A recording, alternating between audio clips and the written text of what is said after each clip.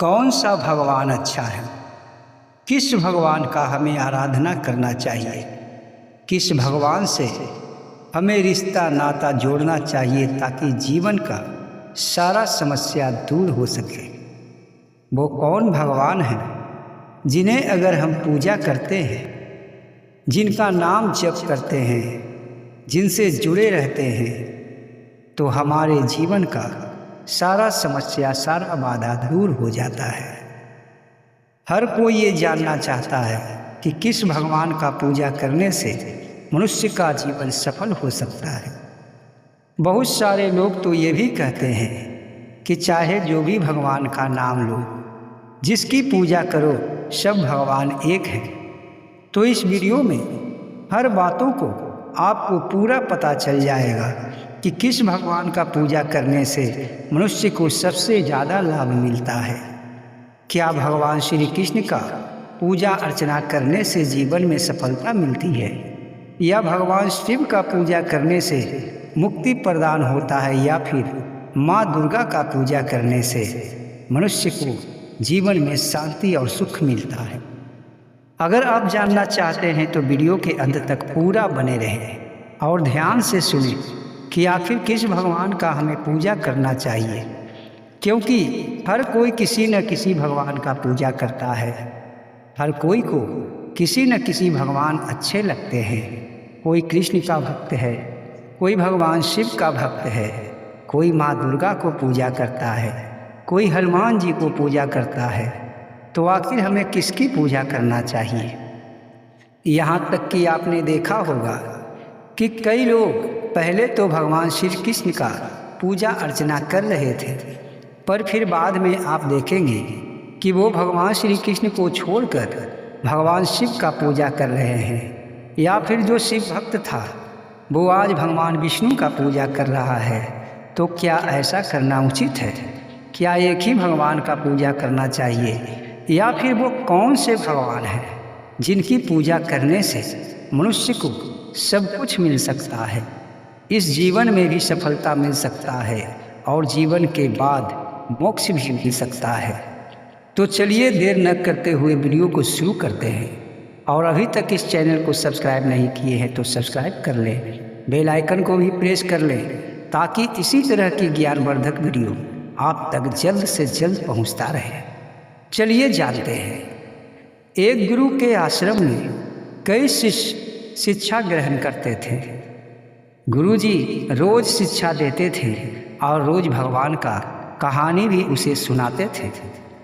उनमें से कई शिष्य गुरु को ये कहना चाहता था कि आखिर कौन से भगवान अच्छे हैं। आखिर एक दिन वो समय आ ही गया। एक शिष्य खड़ा होकर कहता है, गुरुजी आपने तो कई भगवान का कथा हमें सुनाए हैं, हर भगवान अच्छे हैं। आप कहते हैं कि जो भगवान का पूजा अर्चना करता है उसका जीवन सफल हो जाता है, जीवन के बाद उसे मुक्ति प्रदान होती है और वो जन्म और मरण के बंधनों से मुक्त हो जाता है। तो आपने तो कई भगवान की कथाएं हमें सुनाए हैं, तो हमें कौन से भगवान को पूजा करना चाहिए? क्योंकि भगवान तो बहुत हैं। आपने कई भगवान के बारे में हमें बताए हैं और कई कथा भी सुनाए हैं। तो गुरुजी कहते हैं, ये लालसा अगर और किसी शिष्य में है तो वो भी खड़ा होकर मुझसे पूछ सकता है। तो सारे शिष्य खड़े हो जाते हैं और कहते हैं, हम सबको ये जानना है कि हमें किस भगवान का पूजा करना चाहिए ताकि हमें पूरा पूरा लाभ मिल सके। तब गुरुजी कहते हैं, ठीक है, सब बैठ जाओ, मैं बताता हूँ कि तुम्हें कौन सा भगवान सबसे अच्छा फल दे सकते हैं। अब गुरुजी बताना शुरू करते हैं। कहते हैं कि जब आश्रम में खाना बनता है, जब आश्रम का भोजन तुम ग्रहण करते हो, तो किसी किसी को कोई सब्जी पसंद नहीं आता होगा, किसी किसी को वही सब्जी बहुत अच्छा लगता होगा। क्या ये बात सत्य है या नहीं?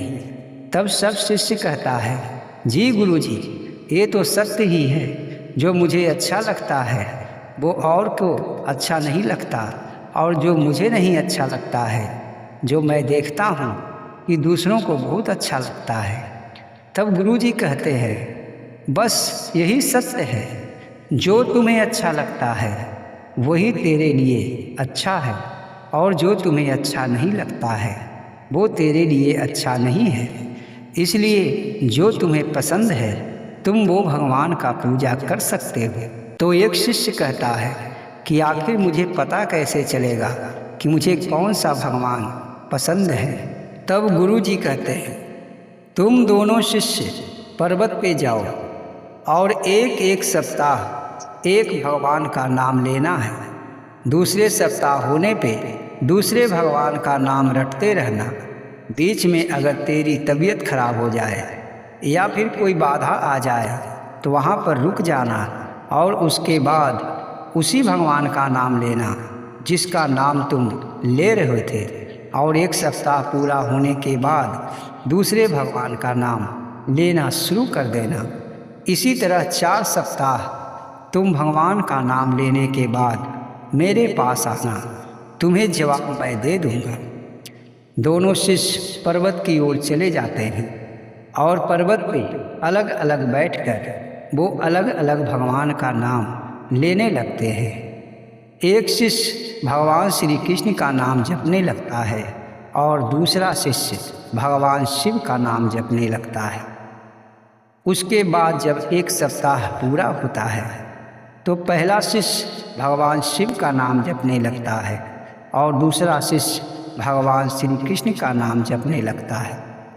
2-3 दिन होते ही दोनों का तबीयत खराब हो जाता है। वो नाम नहीं जपने लगता और जरा विश्राम करने लगता है। 2-3 दिन बाद उसका तबीयत और ख़राब होने लगता है।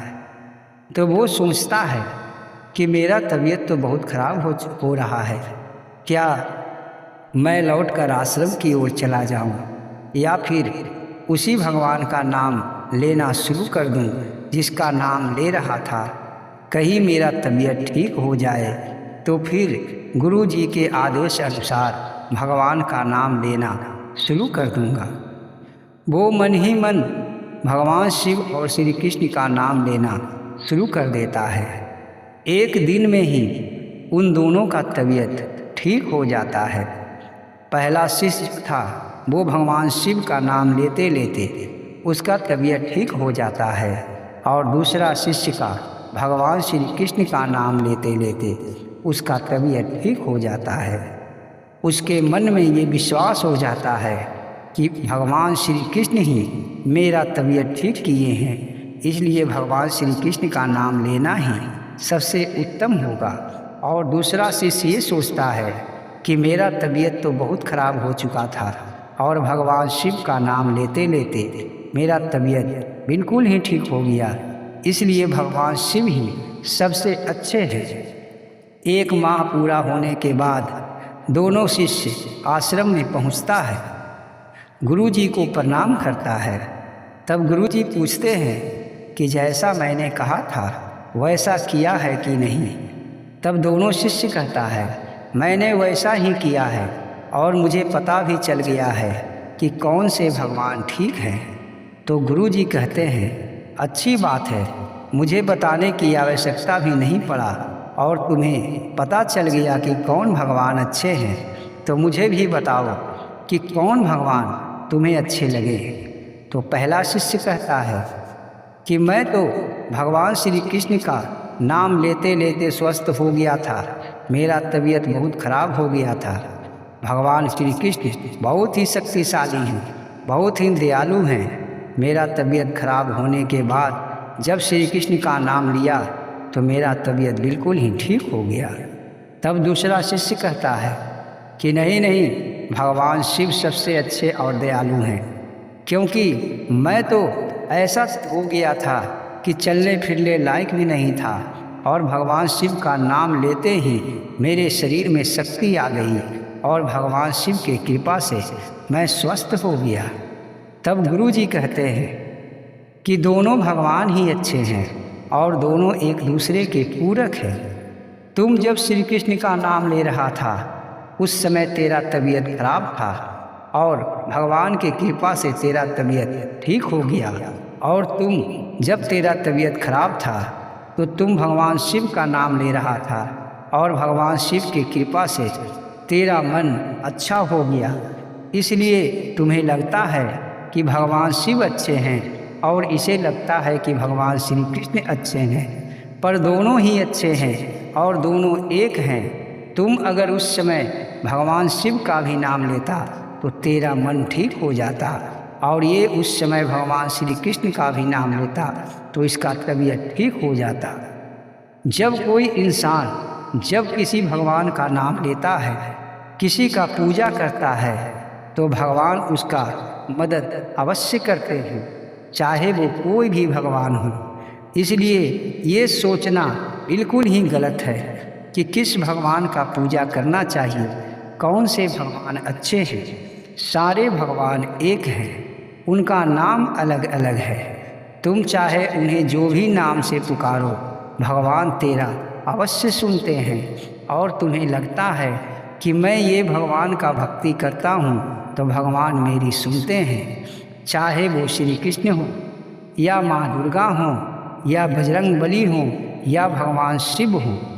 तुम जिससे प्रेम करते हो, जिस स्वरूप को तुम पूजते हो, बस तुम्हारे मन में है कि ये मेरा भगवान अच्छे हैं, बल्कि सारे भगवान ही अच्छे हैं और सब भगवान एक हैं। तुम्हें जो भी पसंद है उनका नाम लेते रहो, पर एक बात याद रखो, जीवन भर जिस भगवान का तुम पूजा करते हो उन्हीं भगवान को अपना इष्ट देवता बनाकर सुख और दुख दोनों में उनका ही नाम लेते रहो।